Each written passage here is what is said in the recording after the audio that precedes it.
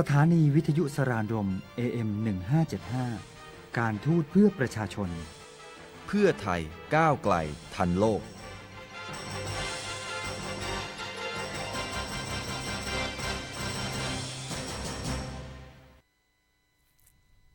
สวัสดีค่ะ and good morning. Right now it is I think it's 11:30 in the morning on March the 5th of 2018 and you're with me on News and Views and I am Siddhiประช It is on air from Bangkok on Radio Sara'n Rom AM 1575 gigahertz and it's supposed to be on if you're listening back it's going to be on air from every Monday from 6 to 6:30 p.m. Thailand time. So be sure to check that out. Right now I am live on Facebook. So if anyone is on Facebook right now, so be sure to check me out. What's on the agenda today? We don't have a lot of news. I don't have a lot of updates. But right now the Oscar is still going on. The Best Picture isn't out yet. Although I've just found out that the Best Actor has come out and it's Gary Oldman. But I'll have more on that later. So let's get on with everything else we have right here. So let's begin with the weather for this week. So I'm just opening my application on my phone right now. So for the next from today until next Wednesday, the weather is going to be hot with a chance of rain showers. On Friday, the temperature stands at around 33 degrees Celsius to 34 degrees Celsius on average. So hopefully you guys are not out in the heat too much because it is hot out there. So be careful. Be sure to take your hat, sunglasses, umbrella, or everything that is going to protect you from the heat and the sun. And enjoy. It's almost lunchtime, so do enjoy your lunch. Right now, though, making headlines at Bangkok Post this morning are as follows. So there is one on tourism bonanza earmarked for coastal western provinces, as well as Old Guard warn newbies. Also, there is a picture right here of the cable lines felling trees, and it says here that too much off the top. A pedestrian walks along a footpath where trees appear to have been overpruned outside Kasetsart University in Bangkok district. The overpruning has sparked complaints from environmental advocates. I'm not sure if you can see it right now, but if you go to Bangkok Post website, I'm sure they'll have a big picture of the trees being chopped off at the top and all the cable lines has kind of fell down. So it's kind of very dangerous to passerbys and pedestrians. So that's one thing. I also have an update on sports, which is VAR gets World Cup green light. So we'll just go ahead and get into that. So football's lawmakers on Saturday approved video assistance referee technology or VAR for this summer's World Cup in one of the biggest changes to the sport in years. Now, the International Football Association Board, or IFAB, meeting in Zurich, rubber-stamped a move already backed by FIFA's top brass, including President Gianni Infantino. We came to the conclusion that VAR is good for football, Infantino told reporters in quotes. He added that the final decision to use the technology at the World Cup in Russia will be made when the FIFA Council, World Football's top decision-making body, meets in Colombia on March the 15th and the 16th. Now, separately, the IFAB meeting also approved a fourth substitute in the case of extra time. VAR can only be used when there is doubt surrounding any of four key game-changing situations: goals, penalty decisions, straight red cards, or mistaken identity of a sanctioned player. It has already been implemented in top European leagues, including the German Bundesliga and Italy's Serie A, but opinion is still divided. Now, UEFA President Alexander Seferin said this week that European football governing body would not introduce VAR in next season's Champions League due to ongoing confusion. Now, surrounding its use. Infantino conceded that he too was once a skeptic. I was pretty much against it a couple of years ago and I changed my mind because I studied it. So I think it's still controversial in some point, but I think it will be good because technology does help in some way to get more of a concrete, a more straight and more accurate result while being on the field. So I guess it would help making the football matches more accurate and stuff like that. So more from the front page of Bangkok Post. This one is also interesting. It's about tourism bonanza earmarked for coastal western provinces. So the government plans to unveil a high-end tourism campaign in the coastal western provinces, which it said would help boost the income of locals in the region. Now, Tourism and Sports Minister Weerasak Khosurat said yesterday, Deputy Prime Minister Somkit Jatusipitak instructed the ministry to unveil the Rivera Thailand campaign. Now, Rivera would highlight the beauty and luxury of the tourism attractions, Mr. Weerasak said in quotes. Now, the campaign would target Phetchaburi, Prajop Khiri-Khan, Chumphon and Ranong provinces.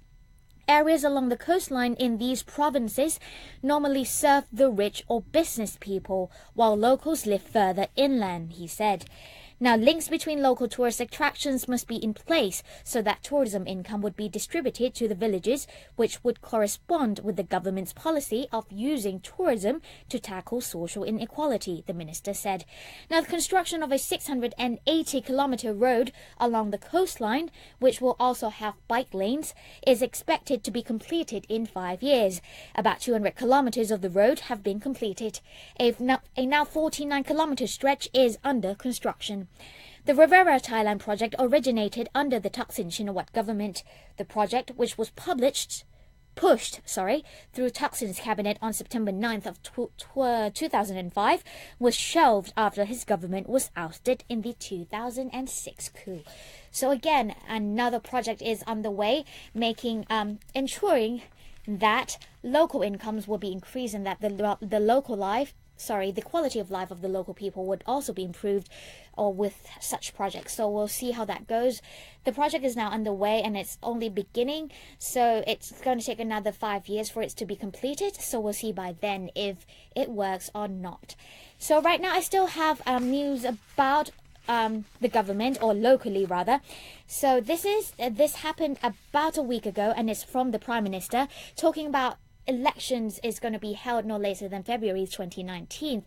So this is another way of the Prime Minister, General Prayut Chan-o-cha, of promising that election will be held for sure. So I have a little details on it right here. Now, Thai Prime Minister Prayut Chan-o-cha said on Tuesday, which is about a week ago, that a general election he had promised to hold in November would take place no later than February 2019, the latest delay to anger critics of the government. Now, the junta's promised and postponed the election several times since its 2014 coup overthrew a civilian government. The latest date was set for November, but last month, the military-appointed legislature changed the election law, pointing to further delay.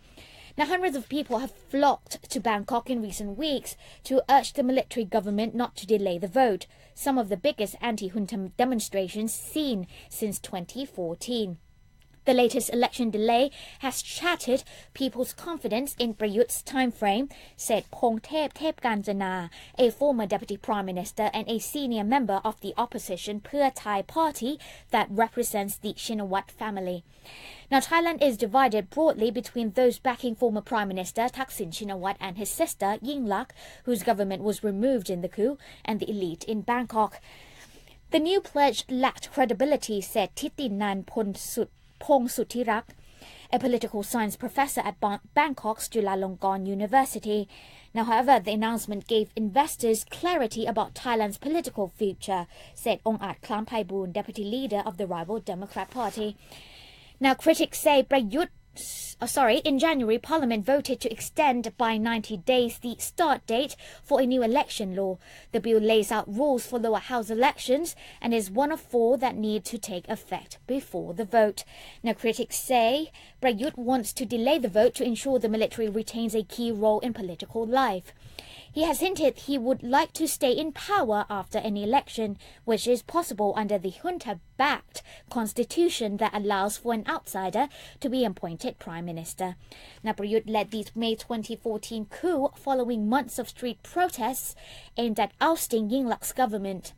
Both Thaksin and Yingluck live in self-imposed exile after fleeing prison sentences for separate corruption cases. So that's an update on election for you. So it says right here that elections would definitely be held no later than February 2019, which is another extension for another 90 days since the NLA changed the law. But we'll see by the end of this year whether or not the government will try to postpone the elections again. But as of now, people are still not very confident in the government anymore, and I think that an election should be held as soon as possible to get rid of any doubts and confidence in the upcoming government as well.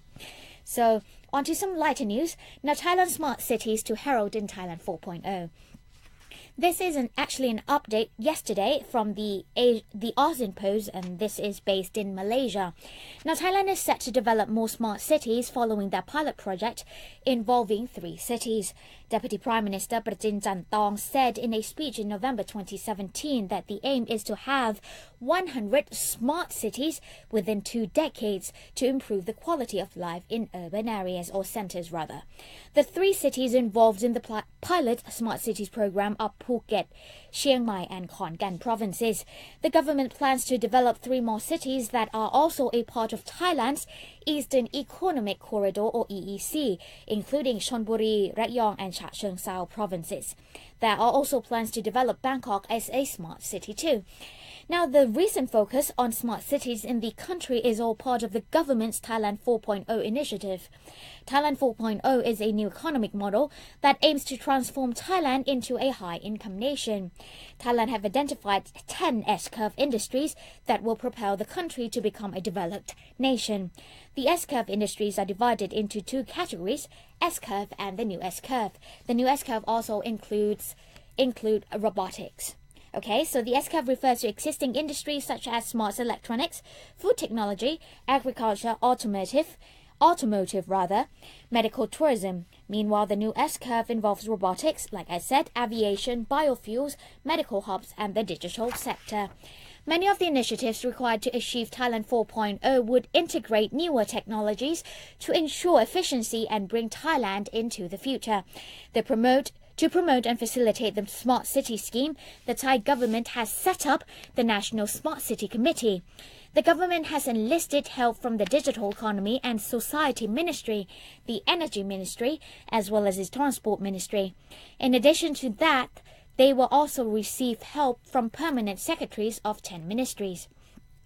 Currently, there are 3 cities under the pilot Smart City scheme. The first phase of the project was launched in Phuket in 2016, while smart city initiatives in Chiang Mai and Khon Kaen provinces started in 2017.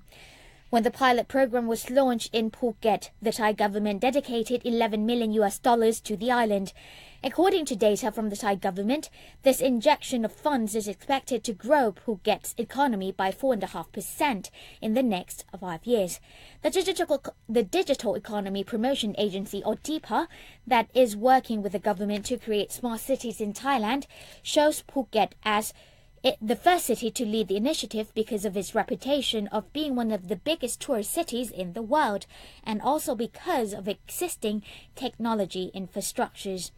While the implementation of Phuket as a smart city focuses on its potential of becoming an international hub, the Smart City initiative in Chiang Mai focuses more on promoting smart agriculture, since Chiang Mai's main industry is agriculture. DIPA has partnered with Major University to develop wireless sensors for farmland irrigation to minimize water wastage and to increase productivity.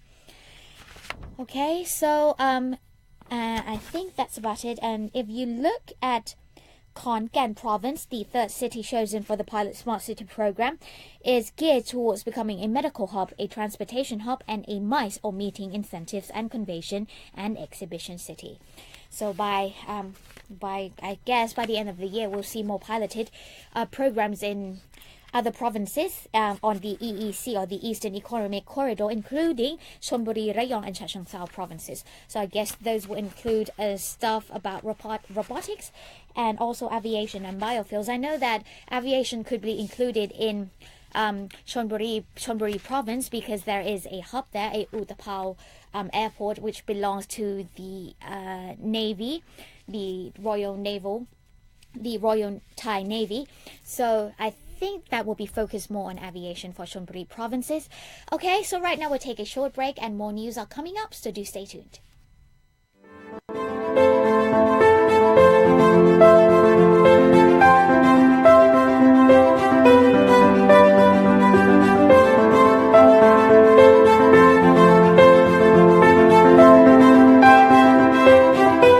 ตอนนี้มันเป็นวิกฤตที่สุดตั้งแต่สงครามโลกครั้งที่2เพราะตอนนี้65ล้านกว่าคนแล้วก็เขาบอกว่า 34,000 คนในทุกๆวันกำลังลี้ภัยอยู่เลขขึ้นไปทุกวันถ้าเราไม่ทำอะไรสักอย่างเพราะว่าปัญหาไม่ได้ไกลตัวเหมือนที่เราคิดยุคก่อนหน้านี้เป็นยุคที่เกือบสายไปแล้วยุคเราสายแล้วนะแต่ยุคหลังจากเราสายแน่นอนผู้ลี้ภัยต้องช่วยกันในยุคนี้เพื่อที่จะให้รุ่นลูกรุ่นหลานดูเป็นแบบอย่างว่ายุคนี้สามารถทำได้เราสามารถดูเป็นประสิทธิภาพได้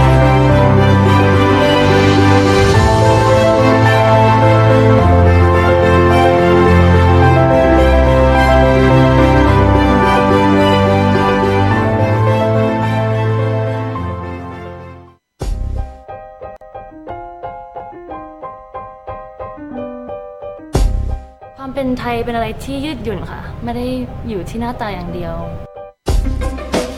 เมียก็อาจจะใส่ผ้าไทยต้มหูอะไรที่ออกไทยๆแต่ว่าที่สำคัญค่ะเมียคิดว่าความเป็นไทยเป็นอะไรที่ค่อนข้างยืดหยุ่นเป็นอะไรที่เราต้องพิสูจน์เพราะคนไทยมีน้ำใจแล้วคิดว่าตอนเมียอยู่YTค่ะตอนเริ่มพูดคุยเนี่ยคนก็จะเข้าใจความเป็นไทยมากคิดว่าการเตรียมตัวเรื่องนี้เนี่ยเป็นอะไรที่สำคัญมากเราต้องอ่านติดตามข่าวทุกวันต้องทำกันบ้าน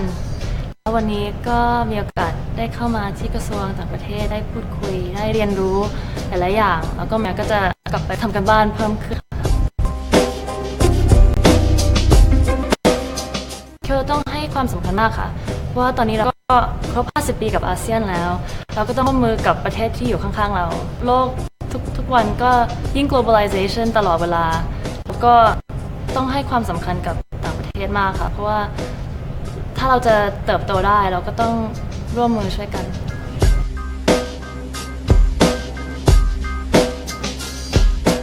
ปัญหานี้เมียคิดว่าเป็นอะไรที่ค่อนข้างเดือดร้อนเหมือนกันเพราะว่าไม่ว่าประเทศเรากำลังพัฒนาตลอด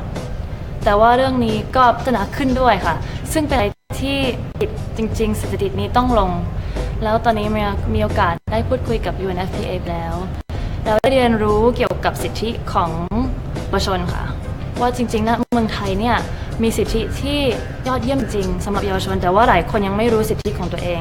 แล้วเมียคิดว่าสำคัญมากค่ะที่เยาวชนเนี่ยควรจะรู้สิทธิของตัวเองจะได้รู้ว่าเขาสามารถทำอะไรได้บ้างเขาสามารถหาข้อมูลที่ไหนได้เขาสามารถทำอะไรได้บ้างค่ะเพราะว่า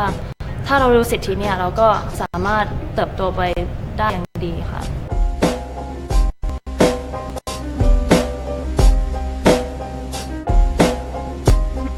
การเป็นนางงามนะคะเราก็มีโอกาสที่จะเป็นกระบอกเสียงให้คนฟังหลายๆเรื่อง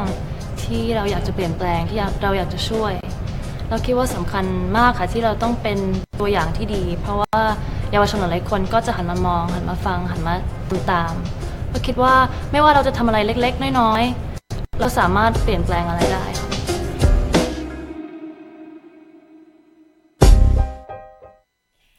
Okay, everyone, welcome back. I have some updates from the ministry right here with me. So, recently we have been, His Majesty King Rama X has graciously initiated the organization of a winter festival under the theme อุ่นไอรักคลายความหนาว which means love and warmth at winter's end event from February the 8th until March the 11th this year at the Royal Plaza on the grounds of the Sit Palace. Now, the event reflects the long-standing bond between the royal institution and the Thai people, plus corresponds to the wishes of the late King Rama IX to carry on, conserve, and continue to further develop all aspects of life for the benefit of the Thai nation. In addition, the public are invited to take part in charitable activities, which with proceeds going to assist the underprivileged and needy in all regions of Thailand. Now, the events have been going on and now it's in its last week. The Ministry of Foreign Affairs have been participating as well. We have been organizing a booth there. So if you ever check out the event, please do visit our booth. It's at the end of, if you see a map at the event, you'll see that our booth is right at the end next to the Tourism Ministry's booth. There we have all imported products from around the world because we are the Ministry of Foreign Affairs and we have products from everywhere around the world, including from Asia, Europe and America. So if you are interested in buying anything, be sure to check out our booth there. So a little more details about the event if some of you have never been there before. So be sure to check it out because it is the last week and it ends this Sunday. So we have exhibitions and we also have shops. So shops is it includes the royal family shops and those of invited guests, plus Asian Thai food stalls and products, which will be on display at the Sanam Sirpa under the theme of Thai Rom Pabarom Po Som Thi.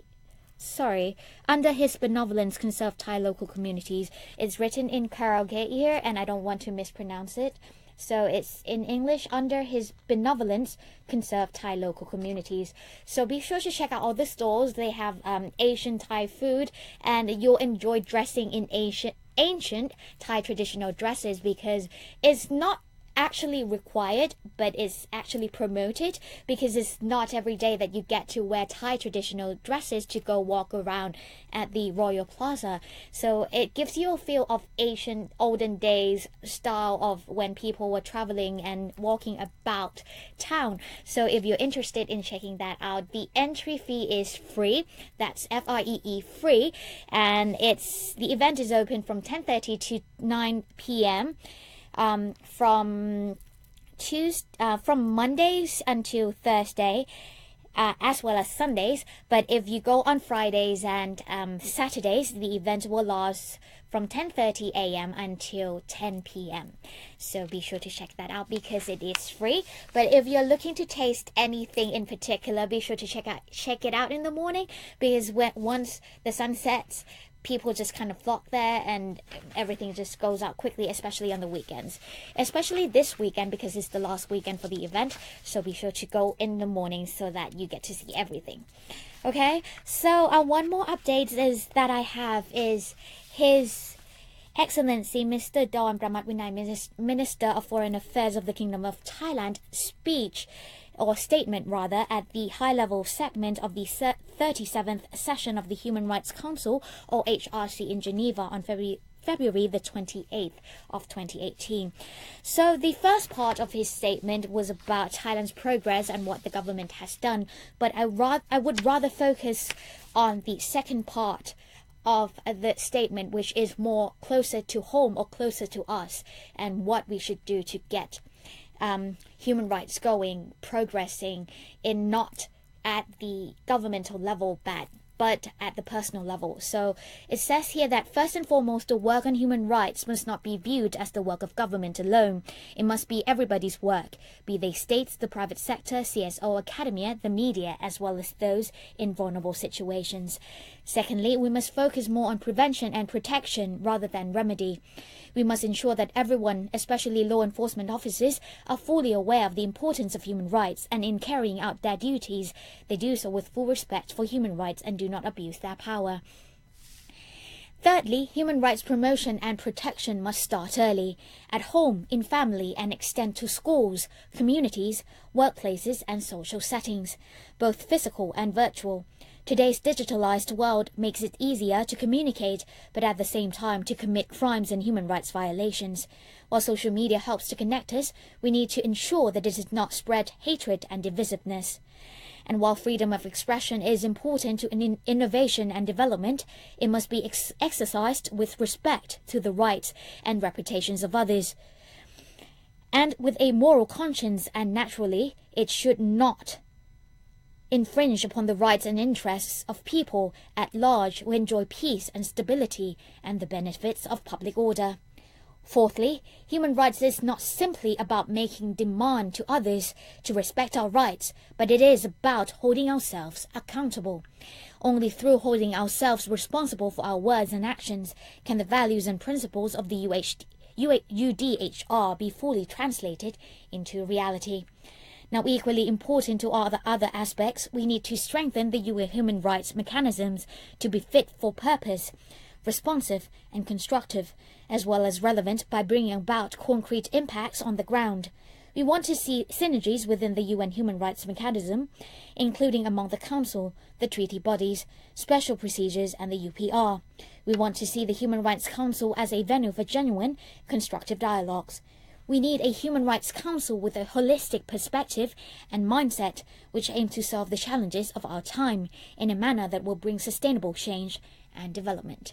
So I think this part is very important because human rights do start at home. If we teach our children to respect other people's rights, they will remember it and they will do it in their daily lives and they will incorporate it in how they live from now until the future. So it is, I think, one of our responsibilities as an adults to instill and raise awareness among youth and children of how they should respect other people's rights. So yes, before we leave today, I think the Oscar has just about finished, and here are the winners for this year's 90th Academy Oscar Academy. So the winner for Best Cinematography is Roger A. Deakins for Blade Runner 2049. Winner for Best Original Score is Alexandra Desplat, The Shape of Water. Winner for Best Original Song is Remember Me from Coco. Winner Best Director is Guillermo del Toro, The Shape of Water, which is as predicted. Now Best Actor is Gary Oldman, Darkest Hour. Best Actress is Frances McDormand, 3 Billboards Outside Ebbing, Missouri. And of course, Best Picture is also The Shape of Water, as many of you has predicted as well. So before we leave, as always, is fun facts. Now, movie trailers were originally shown after the movie, which is why they were called trailers. So that is in connection with the Oscars. So now you know why they are called movie trailers. But even though nowadays they are shown before the movies, back then they were shown after, so that's why they were called trailers. And ending quote, now believe you can and you're halfway there. That is from Theodore Roosevelt, which is the ex-president of the United States. So yes, if you believe you can do it, you're already halfway there, because without the support and the heart to do it, you can't do it. Okay, so that's all I have for you today. So as I said, be sure to check out the Iraq event if you haven't, and it's only lasts until this Sunday. The entrance fee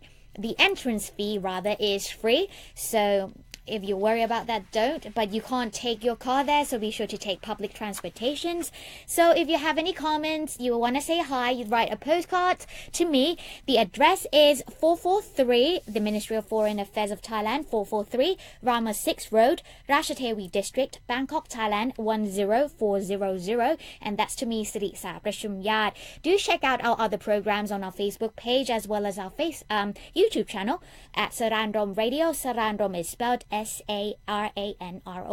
Sara'n Rom Radio. So thank you once again for tuning in to News and Views, and I'll see you again next week. สวัสดีค่ะ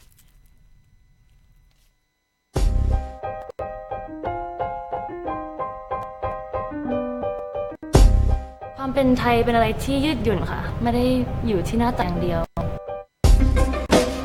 เมื่อก็อาจจะใส่ผ้าไทยต้มหูอะไรที่ออกไทยๆแต่ว่าที่สำคัญค่ะคิดว่าความเป็นไทยเป็นอะไรที่ค่อนข้างยืดหยุ่นเป็นอะไรที่เราต้องพิสูจน์เพราะคนไทยมีน้ำใจแล้วคิดว่าตอนมาอยู่บนเวทีค่ะตอนเริ่มพูดคุยเนี่ยคนก็จะเข้าใจความเป็นไทยมากขึ้นคิดว่าการเตรียมตัวเรื่องนี้เนี่ยเป็นอะไรที่สำคัญมากเราต้องอ่านติดตามข่าวทุกวันต้องทำการบ้านแล้ววันนี้ก็มีโอกาสได้เข้ามาที่กระทรวงต่างประเทศได้พูดคุยได้เรียนรู้หลายๆอย่างแล้วก็เมียก็จะกลับไปทำการบ้านเพิ่มขึ้นค่ะเราต้องให้ความสำคัญมากค่ะเพราะว่าตอนนี้เราก็ครบ50 ปีกับอาเซียนแล้วเราก็ต้องร่วมมือกับประเทศที่อยู่ข้างๆเราโลกทุกวันก็ยิ่ง globalization ตลอดเวลาเราก็ต้องให้ความสำคัญกับต่างประเทศ ทศมากค่ะเพราะว่าถ้าเราจะเติบโตได้เราก็ต้องร่วมมือช่วยกัน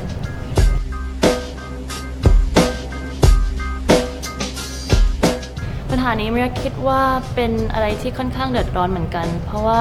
ไม่ว่าประเทศเรากำลังพัฒนาตลอดแต่ว่าเรื่องนี้ก็พัฒนาขึ้นด้วยค่ะซึ่งเป็นอะไรที่ผิดจริงๆสถิตินี้ต้องลงแล้วตอนนี้มีโอกาสได้พูดคุยกับ UNFPA ไปแล้วเราได้เรียนรู้เกี่ยวกับสิทธิของเยาวชนค่ะว่าจริงๆนะเมืองไทยเนี่ยมีสิทธิที่ยอดเยี่ยมจริงๆสำหรับเยาวชนแต่ว่าหลายคนยังไม่รู้สิทธิของตัวเองเราคิดว่าสำคัญมากค่ะที่เยาวชนเนี่ยควรจะรู้สิทธิของตัวเองจะได้รู้ว่าเขาสามารถทำอะไรได้บ้างเขาสามารถหาข้อมูลที่ไหนได้เขาสามารถทำอะไรได้บ้างค่ะเพราะว่าถ้าเรารู้สิทธิเนี่ยเราก็สามารถเติบโตไปได้อย่างดีค่ะ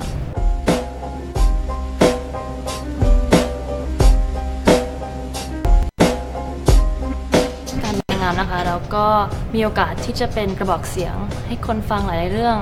ที่เราอยากจะเปลี่ยนแปลงที่เราอยากจะช่วยเราคิดว่าสำคัญมากค่ะที่เราต้องเป็นตัวอย่างที่ดีเพราะว่าเยาวชนหลายคนก็จะหันมามองหันมาฟังหันมาทำตามก็คิดว่าไม่ว่าเราจะทำอะไรเล็กๆน้อยๆเราก็สามารถเปลี่ยนแปลงอะไรได้